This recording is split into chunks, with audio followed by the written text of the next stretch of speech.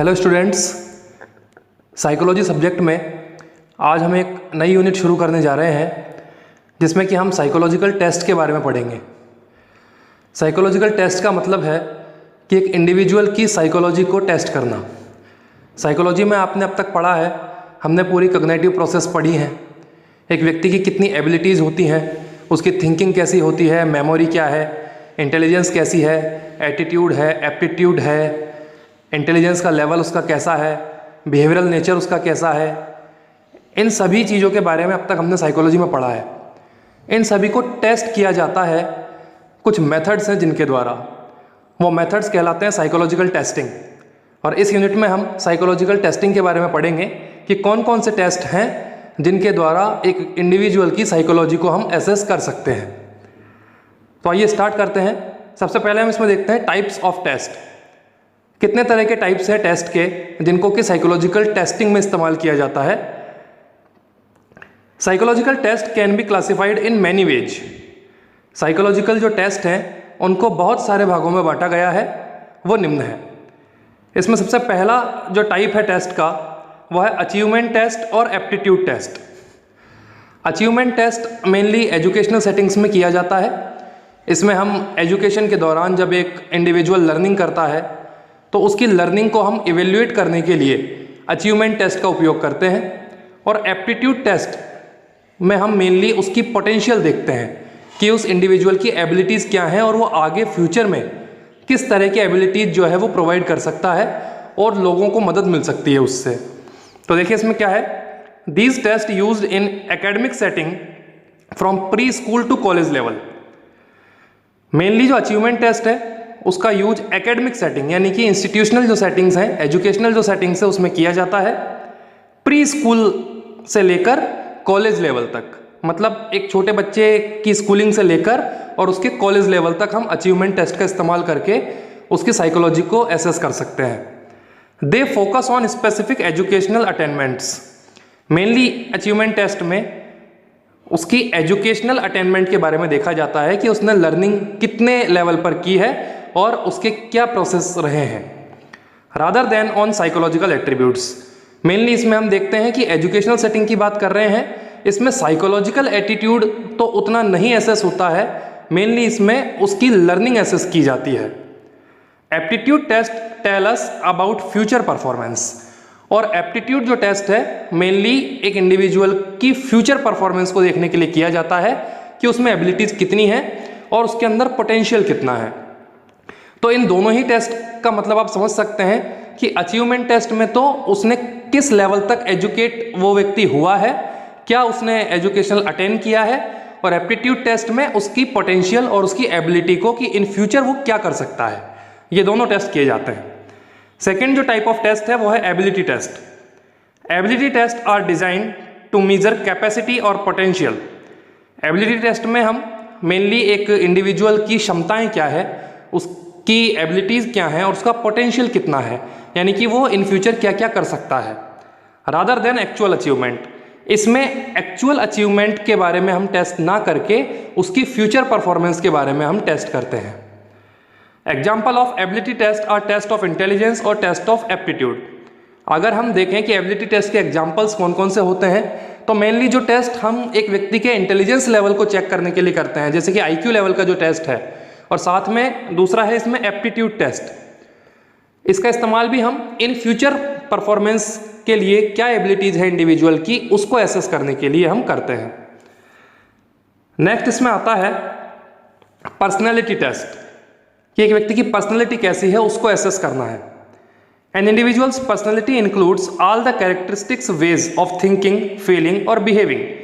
एक व्यक्ति की पर्सनैलिटी में हम लोग शामिल करते हैं थिंकिंग को, उसकी फीलिंग्स को और उसके बिहेवियर को। These test are design to reveal personality aspect of an individual.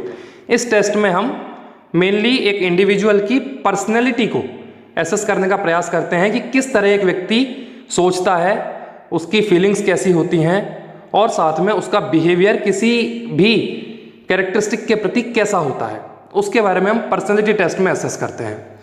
Next है इसमें intelligence test. These are age specific. Mainly इसमें एज का क्राइटेरिया होता है कि किस एज में कितनी इंटेलिजेंसी होनी चाहिए, उसके आधार पर हम आईक्यू लेवल चेक करते हैं।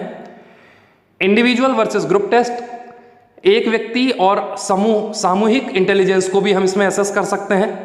वर्बल और नॉन वर्बल, वर्बल तरीके से भी इंटेलिजेंस टेस्ट किया जाता है और नॉन वर्बल तरीके से भी इंटेलिजेंस टेस्टिंग की जाती है। नेक्स्ट आता है special aptitude test. Special aptitude का मतलब है, देखिए एप्टीट्यूड का मतलब हमने देखा है कि एक व्यक्ति की पोटेंशियल यानी कि उसकी एबिलिटीज क्या है, फ्यूचर में वो किस तरह की परफॉर्मेंस दे सकता है, वो तो है एप्टीट्यूड टेस्ट। और स्पेशल मतलब कि किसी एक स्पेसिफिक प्रोफेशन की हम बात करें या किसी स्पेसिफिक ट्रेनिंग की बात करें, उसमें उसका पोटेंशियल कितना है, उसको एसेस हम स्पेसिफिक या स्पेशल एप्टीट्यूड टेस्ट के अंतर्गत करते हैं। जैसे कि देखिए इसमें क्या है, these test are used to test very specific and special measures of ability. Mainly इसमें हम कुछ विशेष तरह की ट्रेनिंग की बात करते हैं, जैसे कि लॉ, यदि कोई इंडिविजुअल लॉ के लिए ट्रेन कर रहा है अपने आप को, तो उसके लिए लॉ के अकॉर्डिंग ही हम उसको एप्टीट्यूड टेस्ट करें। या फिर मेडिसिन और इंजीनियरिंग, या फिर वो मेडिसिन फील्ड में ट्रेन हो रहा है या फिर इंजीनियरिंग में वो अभी ट्रेनिंग कर रहा है, तो उसको हम स्पेसिफिक एरिया में एसेस करने के लिए स्पेशल एप्टीट्यूड टेस्ट का इस्तेमाल करते हैं। नेक्स्ट इसमें आता है projective technique. These tests are used to assess intellectual and non-intellectual aspect of personality। देखिए इंटेलेक्चुअल का मतलब है एक व्यक्ति की बौद्धिक क्षमता, कि उसकी बुद्धि का स्तर कितना है, या फिर नॉन इंटेलेक्चुअल एस्पेक्ट हम इसमें देखते हैं एक व्यक्ति की पर्सनैलिटी के। The interpretation of task, mainly इसमें हम एक टास्क इंडिविजुअल को देते हैं और ये एसेस करने का प्रयास करते हैं कि किस तरह वो व्यक्ति इस टास्क को पूरा करता है। The interpretation of task will project his characteristic mode of responses. Mainly जब वो इंडिविजुअल उस टास्क को करता है तो उसमें हमको मोड ऑफ रेस्पॉन्स, कि उसका रेस्पॉन्स किस तरह का है, ये देख सकते हैं हम। हिज पर्सनल मोटिव, उसके व्यक्तिगत मोटिव्स क्या हैं, वो हम इसमें एसेस कर सकते हैं। इमोशंस एंड डिजायर्स, और उसका भावनात्मक और उसकी डिजायर्स क्या हैं, उसकी इच्छाएं किस तरह की हैं, एम्बिशंस किस तरह की हैं, उसको हम प्रोजेक्टिव टेक्निक में देख सकते हैं। यानी कि इसको हम आर्टिफिशियली एक कंडीशन या एक टास्क इंडिविजुअल को देकर उसके अगेंस्ट में उसका बिहेवियर हम एसेस करते हैं। नेक्स्ट आता है इसमें individual versus group test. This test depends on who are taking the test. Mainly इसमें हम ये देखते हैं कि कौन इस टेस्ट को ले रहा है, आइदर सिंगल और ग्रुप्स ऑफ पीपल। और इसमें यह भी देखा जाता है कि हम केवल एक विद्यार्थी का टेस्ट ले रहे हैं या फिर ग्रुप ऑफ पीपल या फिर एक समूह का टेस्ट लिया जा रहा है, तो उसको हम कहते हैं कि individual versus group test. Next आता है इसमें paper, pencil and performance test. Mainly इसमें हम पेपर, पेंसिल और परफॉर्मेंस टेस्ट जो है, इसमें हम एक प्रिंटेड क्वेश्चन पेपर फॉर्म करते हैं और उसको इंडिविजुअल को हम सॉल्व करने के लिए बोलते हैं और उसके आधार पर उसकी टेस्टिंग को हम इसमें मेजर करते हैं। This test are printed forms containing questions. Mainly इसमें एक प्रिंटेड क्वेश्चन पेपर दिया जाता है जिसको हल करने के लिए एक इंडिविजुअल को बोला जाता है और उसके आधार पर उसका साइकोलॉजिकल टेस्टिंग की जाती है। पिक्टोरियल, न्यूमेरिकल और verbal test. This test depends on the content of the test. Pictorial हो या न्यूमेरिकल हो या वर्बल टेस्ट हो, इन तीनों का ही इस्तेमाल हम तब करते हैं जब हमें ये देखना है कि इंडिविजुअल के अंदर जो हमें स्पेसिफिक चीज़ ढूंढनी है या उसकी साइकोलॉजी का कोई विशेष हिस्सा हमें देखना है, तो ये कंटेंट पर निर्भर करता है कि हमारी टेस्टिंग का कंटेंट कैसा है। उस आधार पर, जैसे कि आवश्यक नहीं है कि हमेशा आपके पेपर में निबंधात्मक प्रश्न आएंगे, न्यूमेरिकल्स का एक अलग क्राइटेरिया होता है और ऐसे क्वेश्चनिंग का एक अलग क्राइटेरिया होता है, या शॉर्ट कमेंट में आपसे कोई क्वेश्चन पूछा जाता है, तो तीनों अलग अलग तरह की प्रोसेस के आधार पर क्वेश्चनिंग है और ये आपका साइकोलॉजिकल असेसमेंट करने के लिए इस्तेमाल की जाती है। नेक्स्ट है इसमें स्पीड वर्सेस पावर टेस्ट।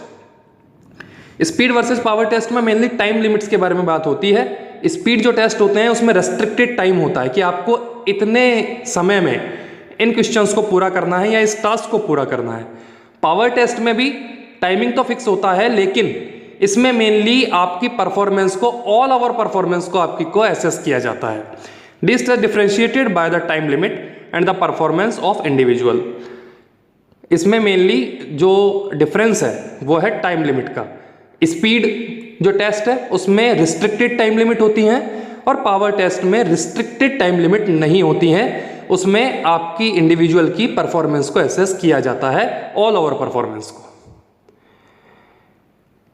तो ये थे टाइप्स ऑफ टेस्ट।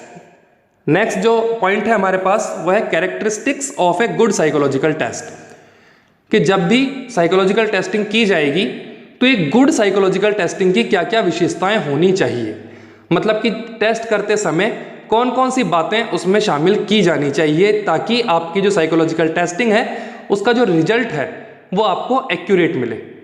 तो सबसे पहली विशेषता एक साइकोलॉजिकल टेस्ट में होनी चाहिए reliability and validity of the test. Test जो किया जा रहा है वो रिलायबल हो, यानी कि पूरी तरह से भरोसेमंद टेस्टिंग की जाए, एंड वैलिडिटी और वैलिड होना चाहिए टेस्ट। सेकंड है इसमें ए टेस्ट मस्ट बी ऑब्जेक्टिव, किसी पर्पज के लिए किया जाना चाहिए, ऑब्जेक्टफुल होना चाहिए, अनबायस्ड, किसी तरह का इसमें पक्षपात नहीं होना चाहिए, and assessed in numerical terms, और जहां तक कोशिश की जाए इसमें मेनली न्यूमेरिकल टर्म्स के द्वारा एसेस किया जाना चाहिए ताकि एक्यूरेसी बनी रहे। वाइडली रिप्रेजेंटेटिव इनफ, ऐसा नहीं कि केवल एक व्यक्ति का जब आप टेस्ट कर रहे हैं तो एक स्पेसिफिक कंटेंट के लिए ही करें। साइकोलॉजी के हमने इतने सारे एस्पेक्ट देखे हैं, उन सभी का वाइडली इस्तेमाल इसमें होना चाहिए और पर्सनैलिटी का हर एस्पेक्ट अच्छे से रिप्रेजेंट होना चाहिए। नेक्स्ट है कल्चर फ्री, कल्चर फ्री हो, किसी तरह के कल्चरल इन्फ्लुएंस साइकोलॉजिकल टेस्टिंग में नहीं होने चाहिए। A good test should be highly reliable, एक अच्छे टेस्ट को हमेशा बहुत ही भरोसेमंद होना चाहिए।